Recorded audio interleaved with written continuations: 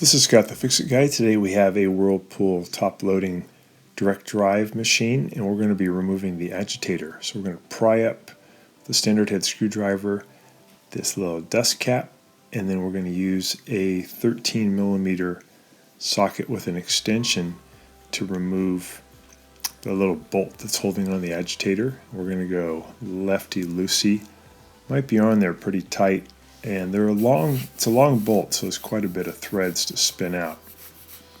Once you get it spun out, you can just reach in from the bottom and grab the bottom part of the agitator and pull up.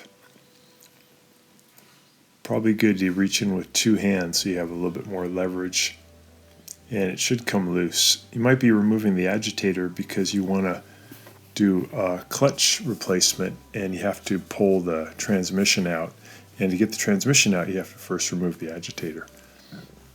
So we just pull it up from the bottom, and then it goes back in kind of the same way. You want to put it in and then put the bolt back on.